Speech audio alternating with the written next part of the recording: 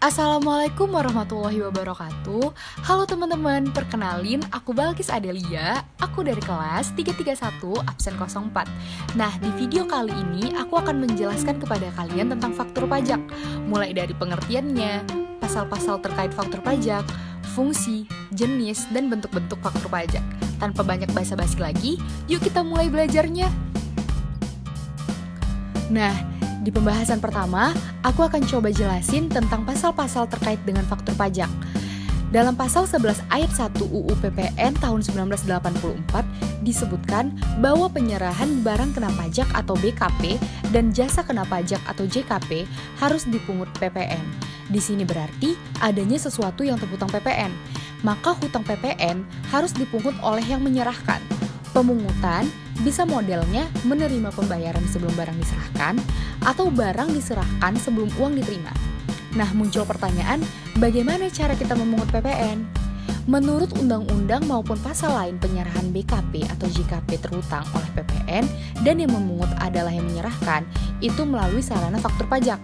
Nah, faktur pajak adalah bukti pungutan pajak. Pengertian ini kita ambil dari pasal 1 nomor 23 Undang-Undang PPN tahun 1984.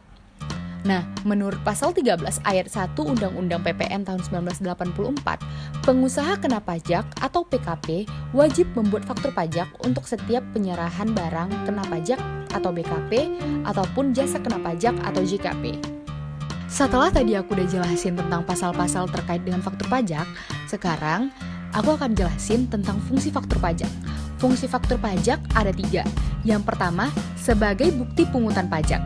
Bagi yang memungut disebut pajak pengeluaran, dan bagi yang memungut disebut pajak masukan. Nah, yang kedua, sarana mengkreditkan pajak masukan. Sarana mengkreditkan pajak masukan ini diutamakan bagi yang membeli atau yang memperoleh barang kena pajak ataupun yang menerima jasa kena pajak. Mengkreditkan di sini maksudnya adalah mengurangkan pajak masukan terhadap pajak pengeluaran khusus untuk yang membeli barang kena pajak ataupun menerima jasa kena pajak. Nah, yang ketiga, bukti pembayaran ataupun pembebanan pajak bagi pembeli barang kena pajak atau penerima jasa kena pajak ataupun JKP. Kalau kita sebagai pembeli sudah dipungut PPN dan mendapatkan faktur pajak, maka kita dianggap sebagai orang yang telah memenuhi kewajiban untuk membayar PPN. Tapi kalau misalnya nih, kita dipungut PPN, tapi PPN tidak bisa dikreditkan, maka faktur pajak tersebut bisa dibebankan di laporan keuangan, tepatnya pada laporan laba rugi, maka ketika kita menghitung PPh bisa dikurangkan di akhir periode. Nah, setelah tadi udah dijelasin fungsi-fungsi faktur pajak apa aja, sekarang muncul pertanyaan, kapan PKP bisa membuat faktur pajak? PKP atau pengusaha kena pajak bisa membuat faktur pajak apabila, pertama, pengusaha kena pajak menyerahkan barang kena pajak di dalam daerah pabean atau dalam negeri. Yang kedua, saat melakukan ekspor barang kena pajak berwujud. Yang ketiga, saat melakukan penyerahan barang kena pajak. Yang keempat, saat melakukan penyerahan jasa kena pajak dalam negeri. Yang kelima, saat melakukan ekspor barang kena pajak tidak berwujud oleh pengusaha kena pajak. Dan yang keenam, saat melakukan ekspor jasa kena pajak oleh pengusaha kena pajak. Setelah kita mengetahui fungsi dan kapan bisa membuat faktur pajak, kita bisa menarik kesimpulan bahwa faktur pajak adalah bukti pungutan pajak yang dibuat oleh pengusaha kena pajak yang melakukan penyerahan barang kena pajak ataupun penyerahan jasa kena pajak. Nah, sekarang aku mau bahas tentang bentuk-bentuk faktur pajak. Bentuk-bentuk faktur pajak ada 2. Yang pertama kertas, yang kedua elektronik atau udah biasa disebut dengan e-faktur. Jadi yang pertama aku bahas adalah kertas.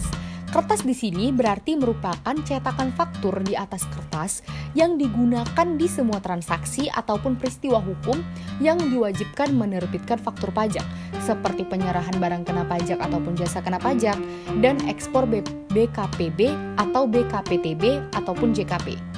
Nah, kalau elektronik ada 3, bisa dalam bentuk aplikasi desktop e-faktur pajak, ataupun web-based atau aplikasi online yang disediakan otoritas pajak, atau yang terakhir host to host, atau langsung dari sistem PKP ke DJP atau melalui ASP.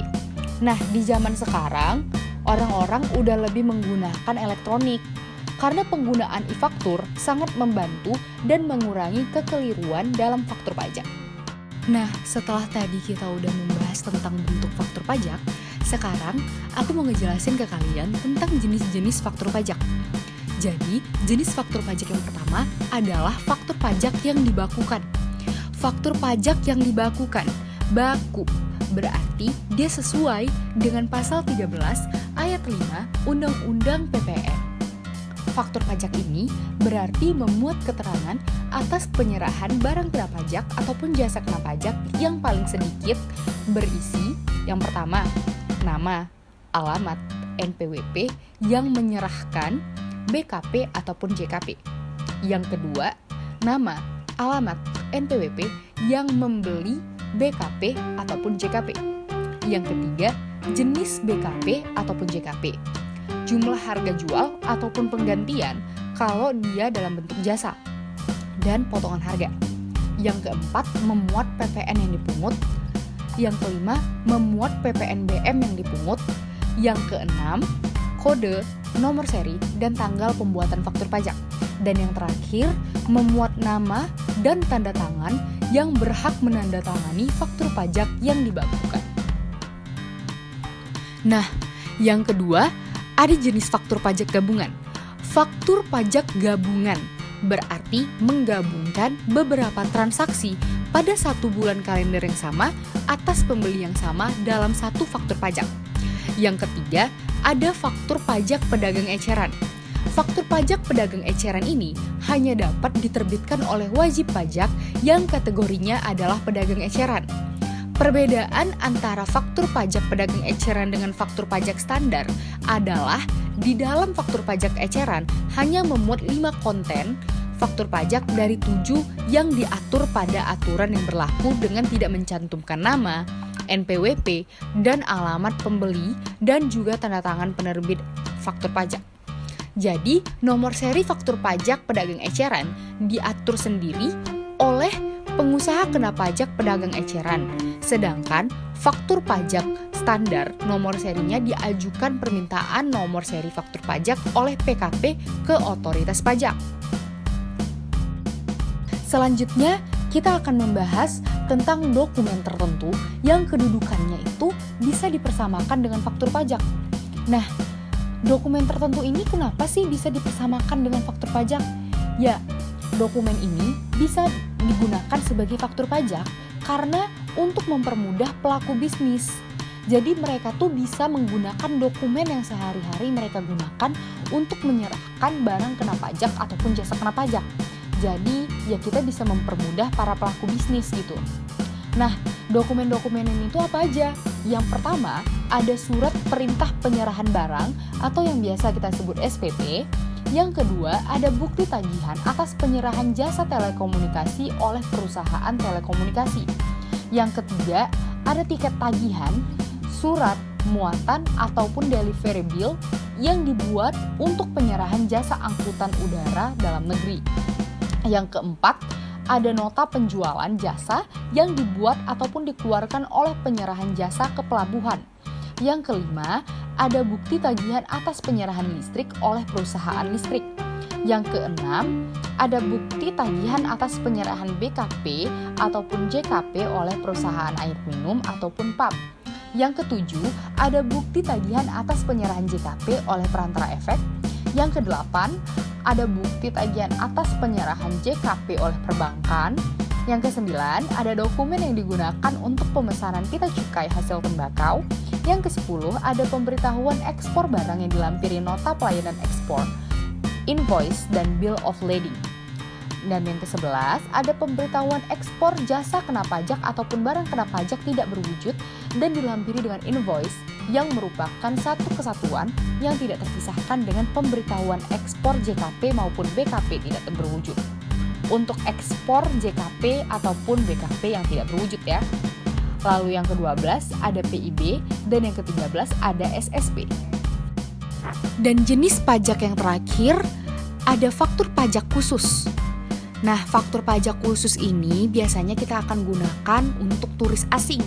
Jadi turis asing yang membawa barang bawaan dapat meminta kembali PPN yang dia bayar atas pembelian barang kena pajak di Indonesia dengan syarat nilai PPN yang diminta paling sedikit 500.000 dan pembelian barang bawaan dilakukan 1 bulan sebelum keberangkatan keluar daerah pabean. Nah, setelah tadi kita udah ngebahas tentang jenis-jenis faktur pajak, jenis faktur pajak yang pertama tadi ada jenis faktur pajak yang dibakukan, yang kedua ada jenis faktur pajak yang digabungkan, yang ketiga ada jenis faktur pajak untuk pedagang eceran, dan yang keempat ada dokumen-dokumen yang kita bisa setarakan atau samakan kedudukannya dengan faktur pajak, dan yang terakhir ada faktur pajak khusus yang biasanya kita akan gunakan untuk para turis asing. Nah, sekarang kita akan lanjut membahas kode dan nomor seri faktur pajak. Jadi, kode faktur terdiri dari 3 digit, di mana 2 digit pertama adalah kode transaksi, dan 1 digit berikutnya adalah kode status.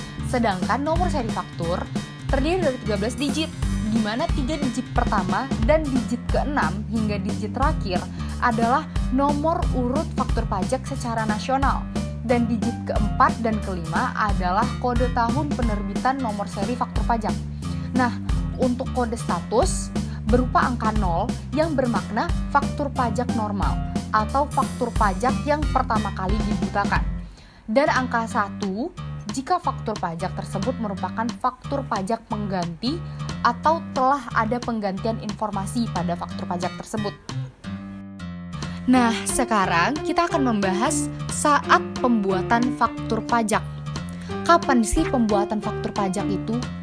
Nah, jadi pada prinsip dasarnya adalah saat terjadinya penyerahan atau ekspor. Namun dilakukan juga saat pembayaran terlebih dahulu diterima sebelum penyerahan barang. Jadi terdapat beberapa kategori saat pembuatan faktur pajak, yaitu yang pertama pada saat penyerahan BKP ataupun JKP. Yang kedua, pada saat penerimaan pembayaran jika terjadi sebelum penerimaan pembayaran.